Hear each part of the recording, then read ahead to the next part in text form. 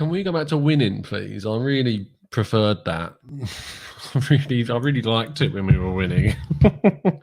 Hello, welcome to the Good Talk. Back again with you guys for another show, for another episode of our reaction series where we react to the latest Aston news, breakdowns, matches, transfers, etc., blah blah blah. And yeah, less of this intro, more moaning incoming in about 10 seconds.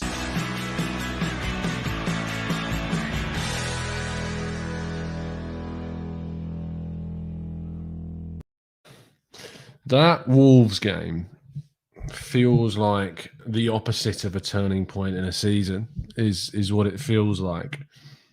I came away from that Wolves game so angry. And you saw on the reaction show from the Wolves game how angry that I was. And one of the reasons why I was so angry is because I knew that there would be repercussions, mental repercussions from that game, that the disappointment, the impact that that game would have in different areas, not just on the pitch, off the pitch. And we'll talk about some of that in a second. But I was so fuming of how we were so done there. Done in terms of, obviously, according to the rules, it's a red card and a penalty in that instance, but just how we allowed ourselves to collapse so much in that game. And I knew that there would be a follow-on from that, and that this Villa game was the worst game we could have had. Like, one of the worst games you could have coming off the back of that Wolves match was to go and play against Villa, who lost in the week themselves. We're at home. We've got a very good defensive record. I've got Martinez in goal. And I knew that there was going to be other things that weren't going to go our way today. Now, let's get the analysis of why we lost the game out first, and then we'll look at some of the things which may be perceived by some to be maybe excuses, but things that I think are worth highlighting. So we concede at the beginning of the game because of just stupidity again. Cedric with a really poor touch. Gabriel not in sync with him, although I don't really blame Gabriel. I don't think he would have expected him to play it back at that kind of pace in that position. And then Holding isn't tight enough to Watkins in the box. Again, he was on his own, isolated as the ball comes back. It's a cutback cross. It's really kind of difficult for Holding to get back, and very tight to Watkins in that instance. I still feel that's very harsh to say it was all on Holding for that moment. But he should be a little bit tighter. He could close down better. He could try and block the shot better. And it's obviously incredibly unlucky that the deflection takes it away from Matt Ryan, who I thought, besides that, it's not besides that, because Matt Ryan can't be blamed for that goal, but I thought Ryan did very well today. So there's that. There's the goal. And it's not about me having a go at Cedric, because people know my views on Cedric. That happened at the start of the game. Right at the start. It's the first thing. And this isn't about saying Cedric shouldn't be playing. This isn't about Bellerin, because Bellerin was also terrible. It's about saying that we arguably in the January window could have moved for a backup left back, and we could have then put Cedric out onto the right-hand side. We didn't. That might come back to bite us, and that's why a lot of us were saying that the transfer window was a solid 7.58 out of 10, because we didn't bring in that cover. We didn't bring in that natural cover at left back. So it's not the reason that we lost the game, Cedric. It has a lot of... It's quite a big portion, to be fair, because that is obviously the goal that cost us. And the time which that goal came, right at the beginning, just completely and utterly knocks you for six. And it set us up for a really tough match, because Villa could then just sit. Villa knew that they could just kind of sit on that goal as a foundation. If they got a second, great. If they didn't, they're really good at defending. They've got some really good defenders, and their backline an absolute stormer today. Like, their backline was incredibly good. Mings, Cash, Target, Konsa, they were all really good, and we were unable to break them down. Really found it so hard. First half, like after the goal, we just weren't in it at all. Like, we really weren't with it in that first half. As I said, I knew there was going to be a hangover from the Wolves game. It was so predictable that there was going to be this hangover from the Wolves game. But this was such an important match because of where Villa are, where we are in the table. It was so important to win this match. And it was just poor. Like, we weren't awake from the first minutes, and then we let that bleed into the rest of the half. And in the second half, where we were the better side because of the amount of the ball that we had, not necessarily because we were the better side in terms of performance, because Villa were going to give us the ball. We were always going to have more of the ball in the second half. But we never made anything happen, really. And the chances that we did create, we didn't take. And there's a few people that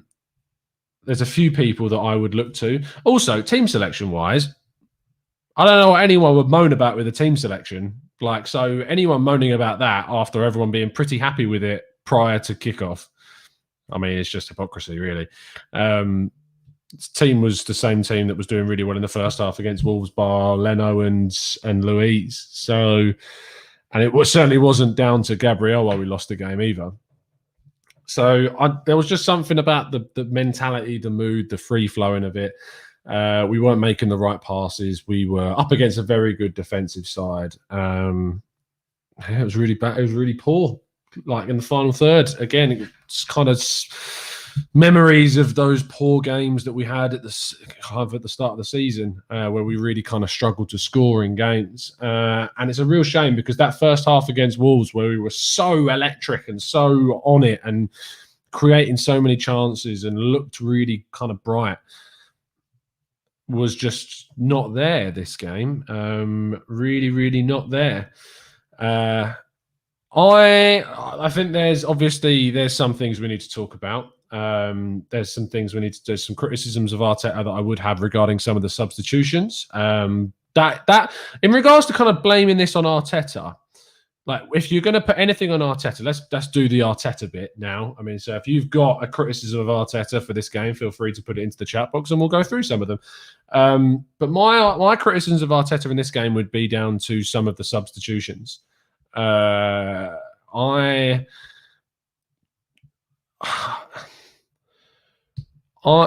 Substitutions plural. Like, it makes sense to bring Aubameyang on when you need a goal, and then it's very easy to say that Aubameyang was the wrong choice to bring on after that performance. When Aubameyang, the finger should be pointing. I mean, if Aubameyang starts against Leeds, I mean, fair play to Arteta for benching him this week, and I said that at the start of the game. I said at least that answers the question about that, and that Arteta does have the front to bench someone like Aubameyang when they need to be benched.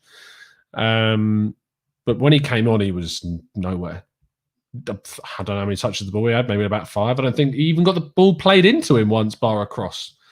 I can't think why or what Aubameyang is adding to us right now at all. We're not creating the chances for him, I get that, but Lacazette's doing way more, coming short, taking up the ball, playing it forward, linking play, dropping in, playing those little flicks in behind when he needs to.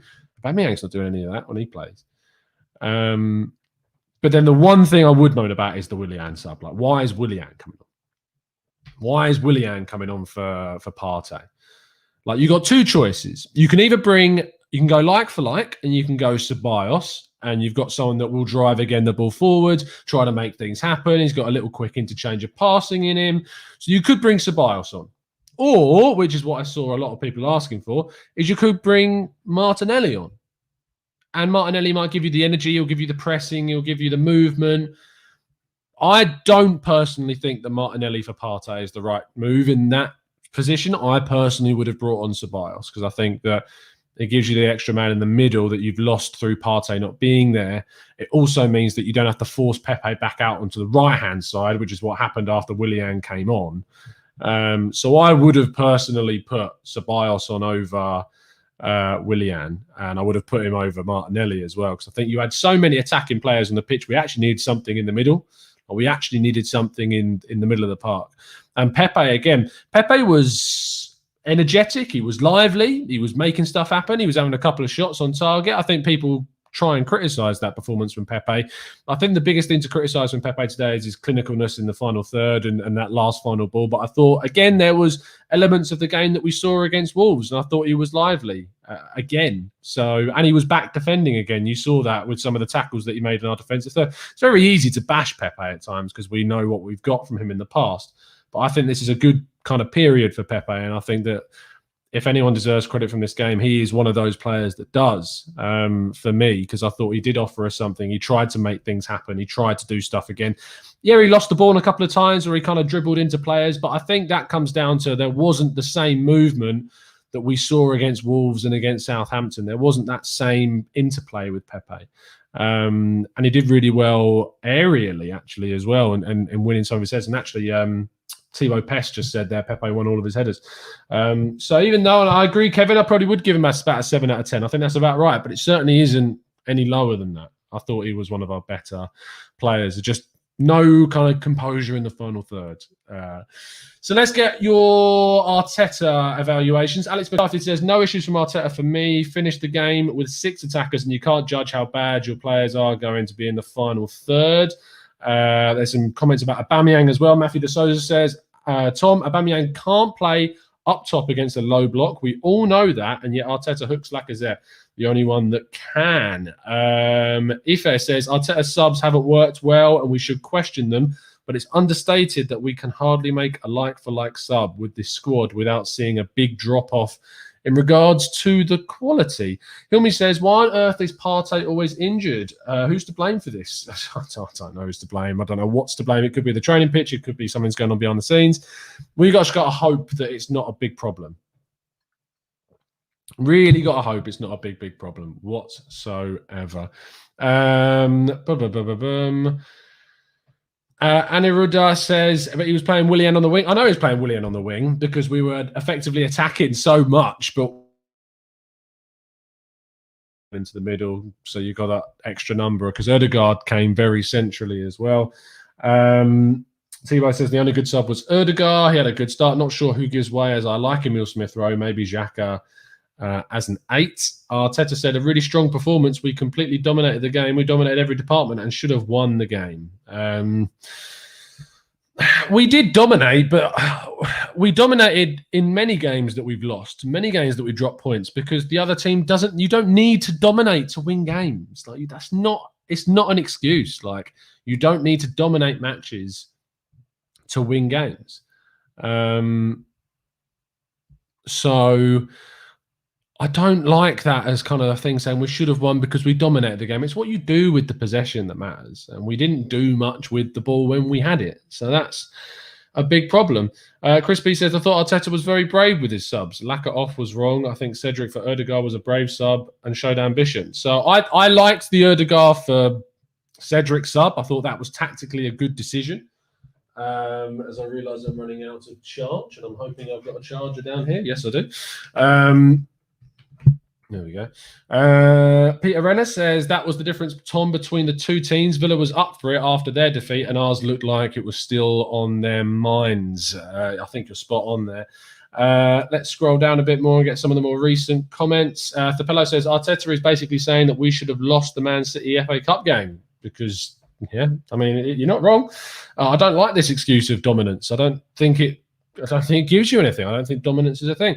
Abe says, Tom, we have such good build-up play, and then the final third is such a big problem, and that's not Arteta's fault. Well, I don't think it's completely not. I think you look at the coach to come up with scenarios, movement, patterns of play, coaching that needs, and systems that the players move into different zones and move into different formations and the passes are played and stuff like that.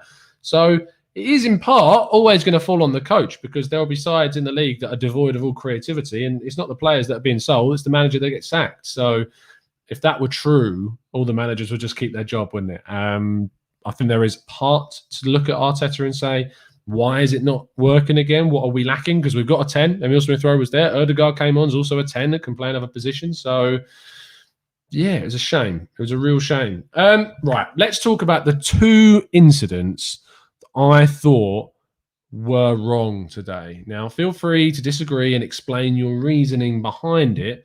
I want to talk up and talk about the two incidents. The first one is Saka being taken out by, I believe it was Konsa. I think it was. Tell me if I'm wrong. Saka was taken out, clear through. Matty Cash is about on the centre circle, running back as well. If Saka is allowed to run through and is going down on goal, is that not a goal-scoring opportunity, a clear goal-scoring opportunity? Because I think that it is. And I'm very thankful for the people that tweeted myself. I don't know why I'm struggling to think who that was. It's me who tweeted me. Sorry, I was getting distracted by apparently Willock scored supposedly, which is good for him.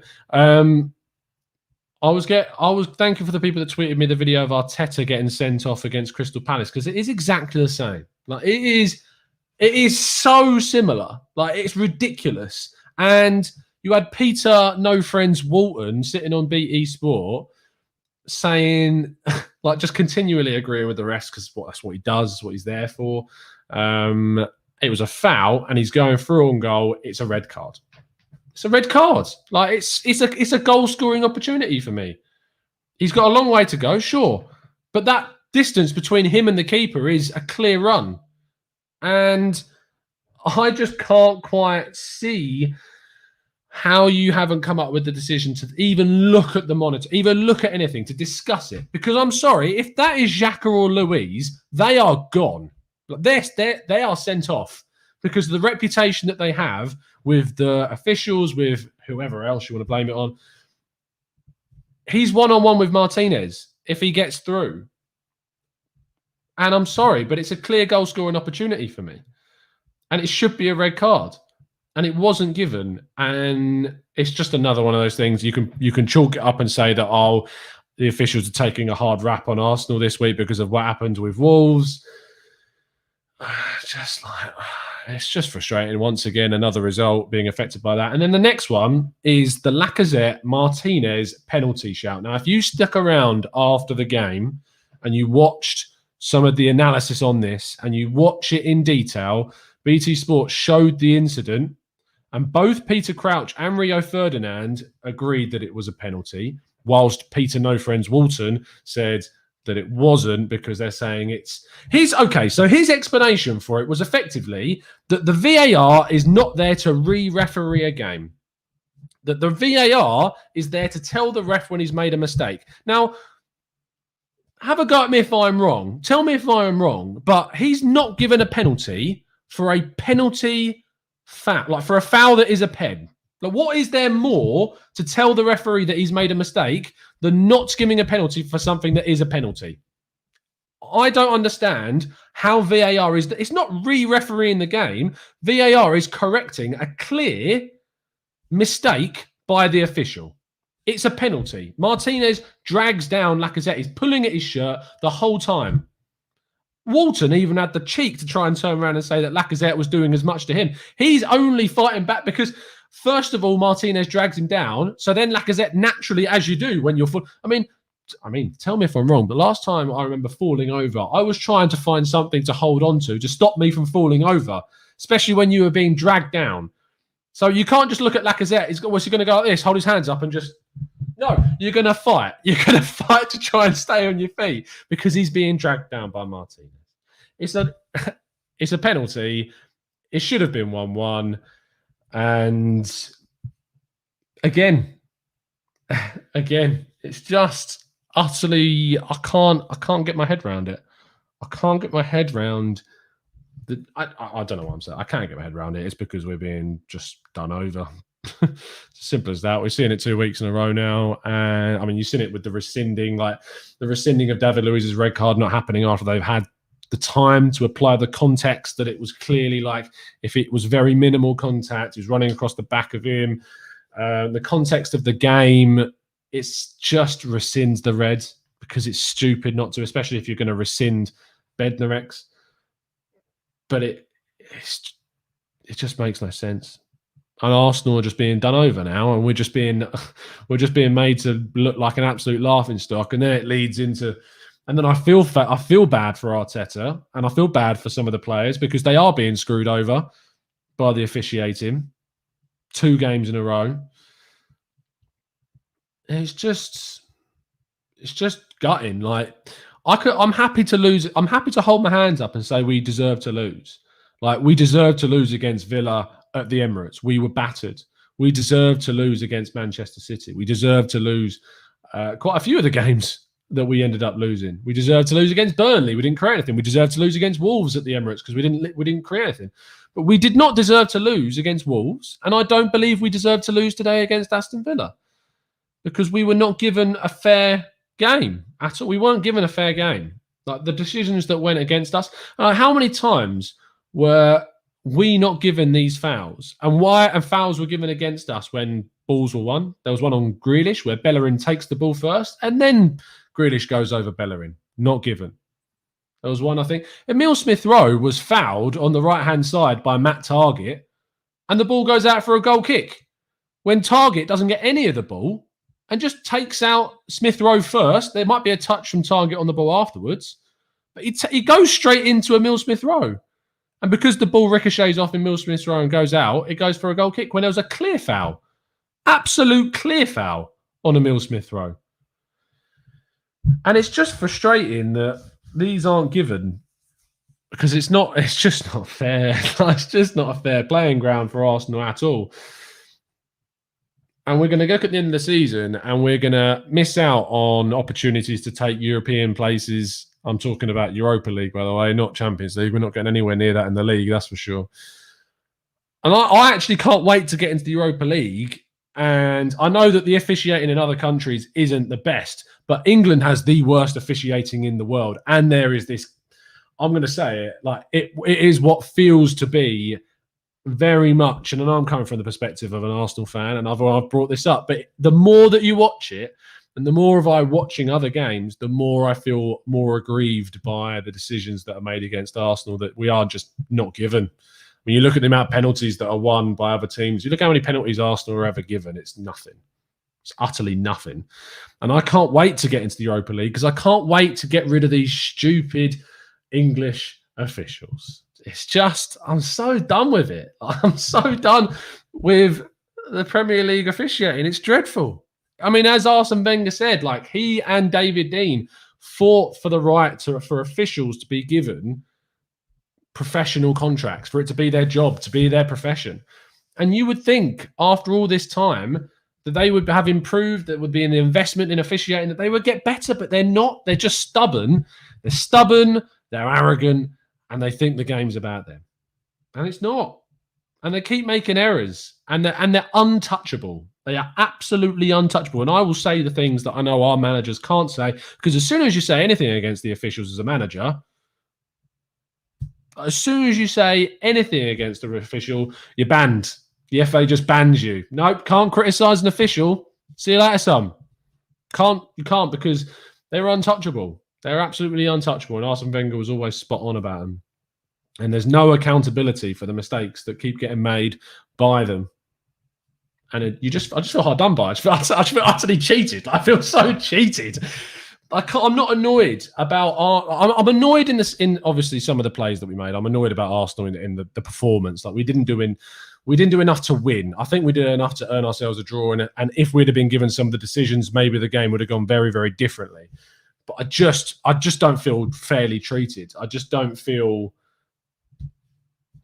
like it's fair. I don't feel like Arsenal are going into these games on a fair playing pitch. So,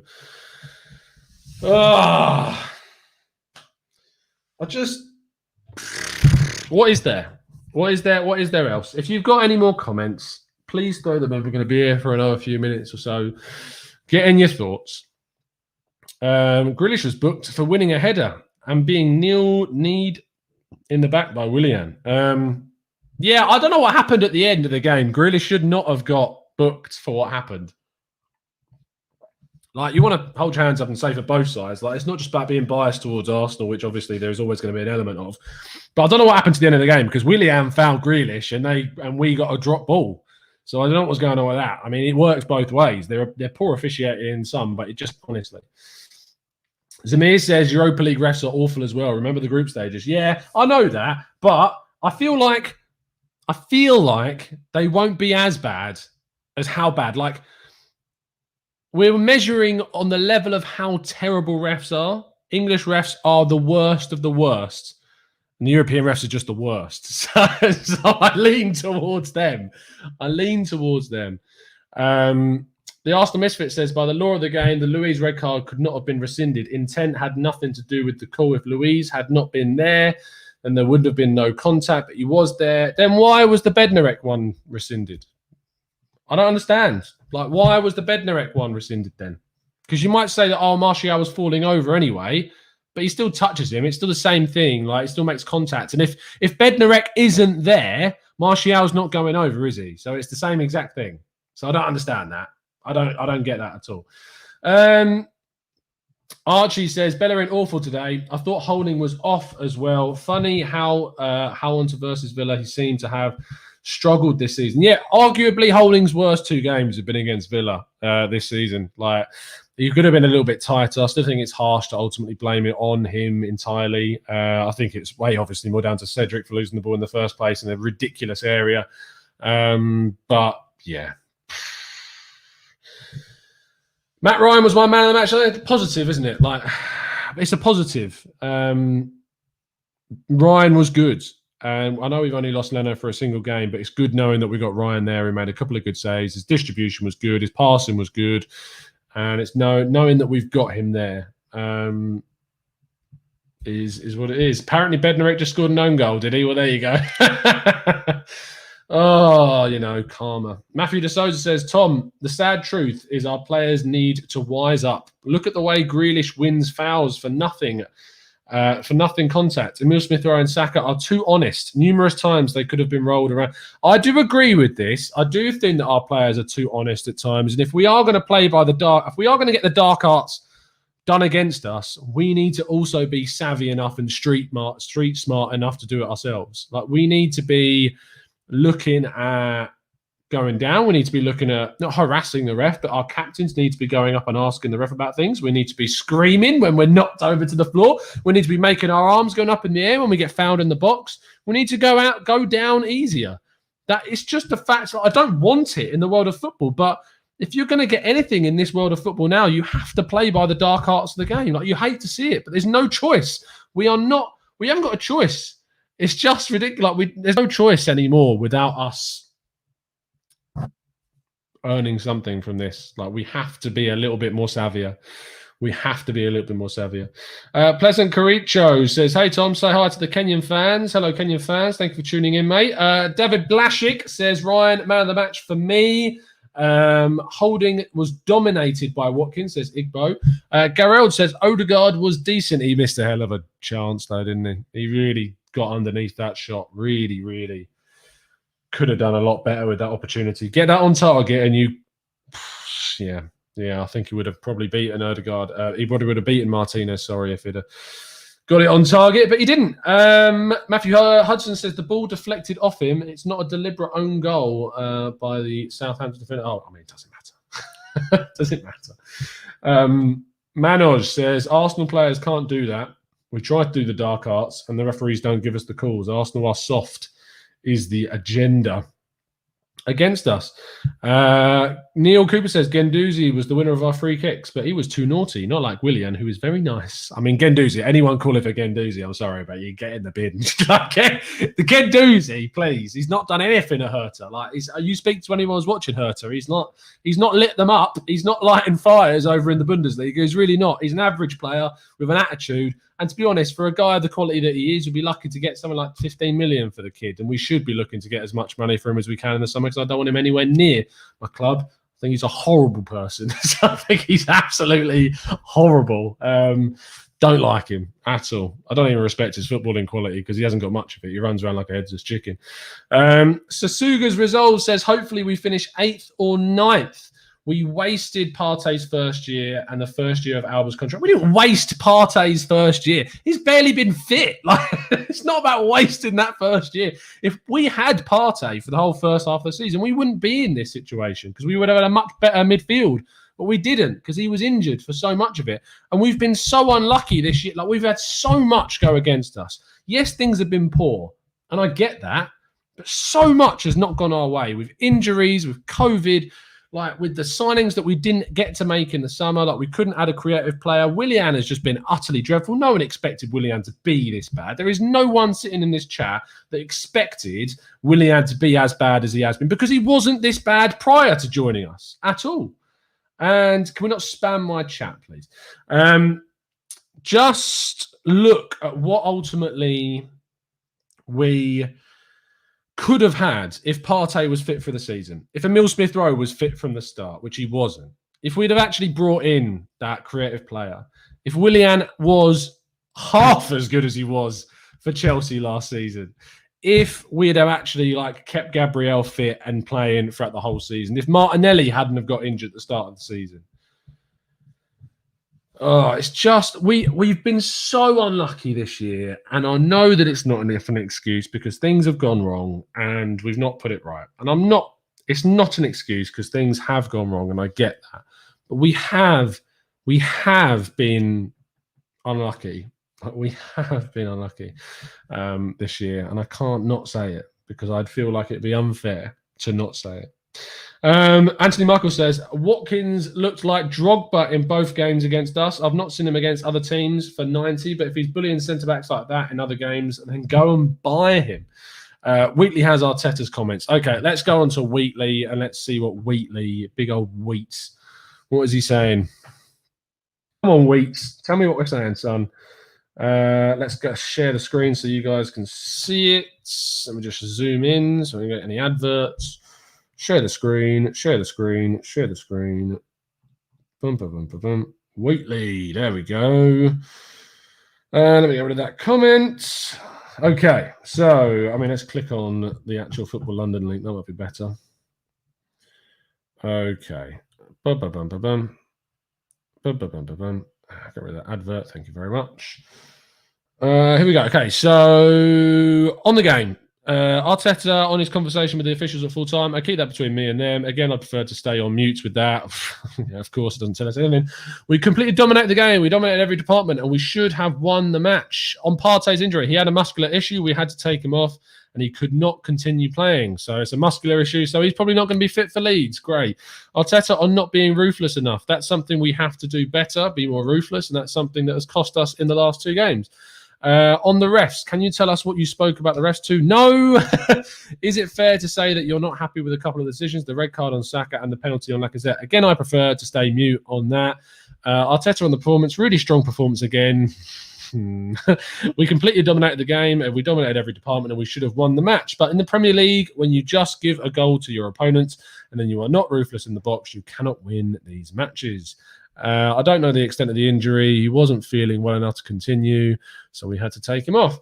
Arteta on whether he feels there is any consistency among the referees. No. At least he was honest. No. As you can see me, I was really animated for a few decisions and one big decision that I will not discuss here, as well as what happened.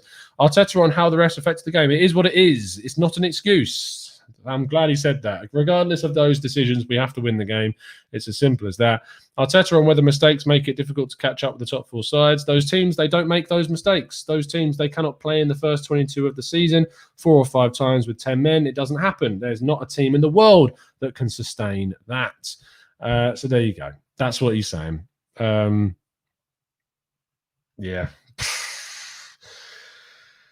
Oh, God. It's just... He's right. He's spot on. You can't...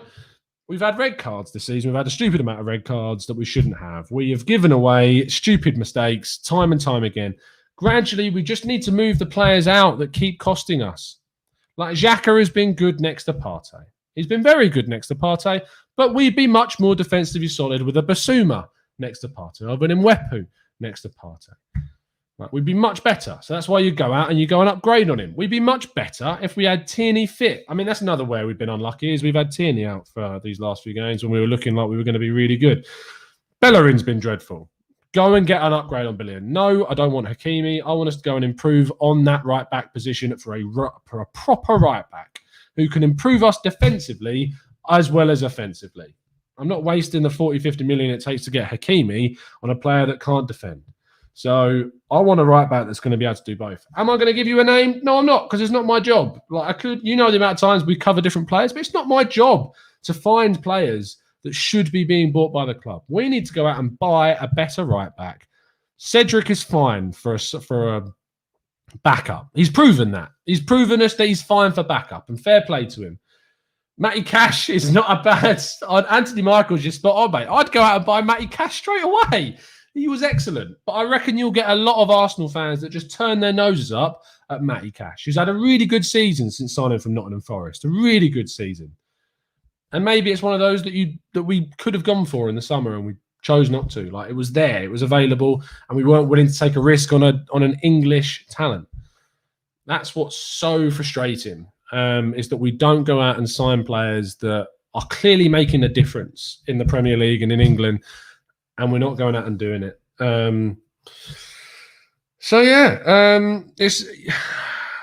We just need to find the upgrades on the right players. I've maintained, and you guys have been here throughout the whole of the season, I've said from minute one that this season is a real weird season. Like, it's going to be really odd.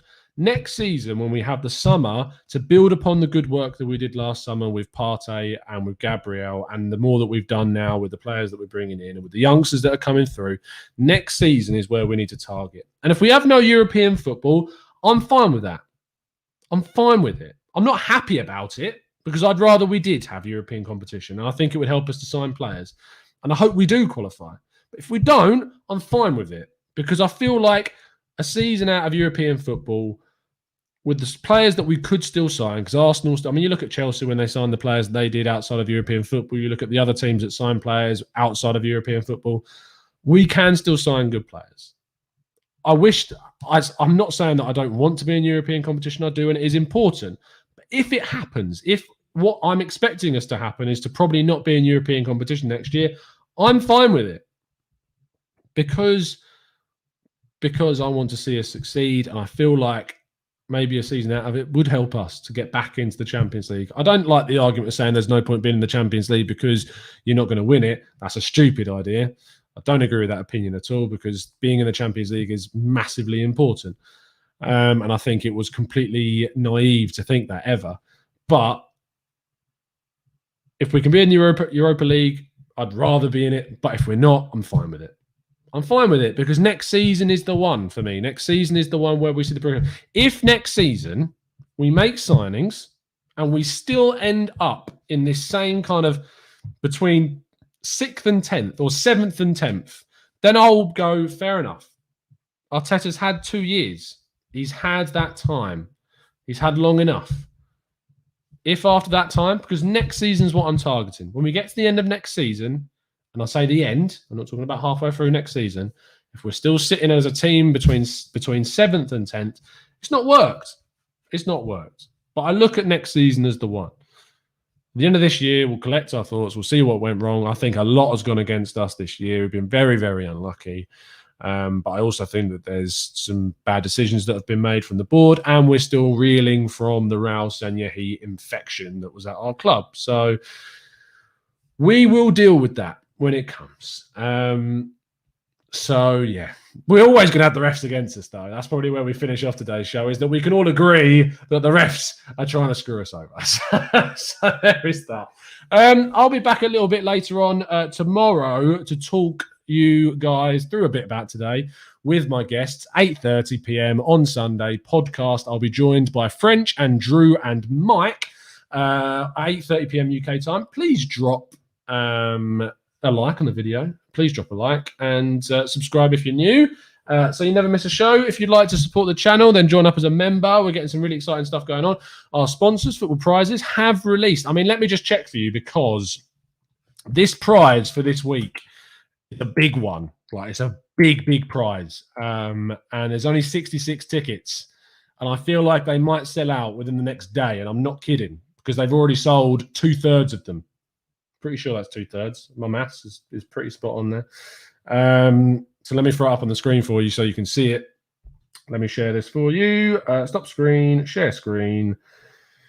This is the prize for this week's Football Prize. It is a signed Pierre-Emerick Aubameyang Arsenal montage from 2018-19, I believe. Well, it might be actually 2017-18, I think. And Pierre-Emerick Aubameyang has signed it. It's all certified. It's got the certificate and all of that stuff. So if you want to be of a chance to get it and buy a ticket from Football Prizes. So thanks to those guys for sponsoring us.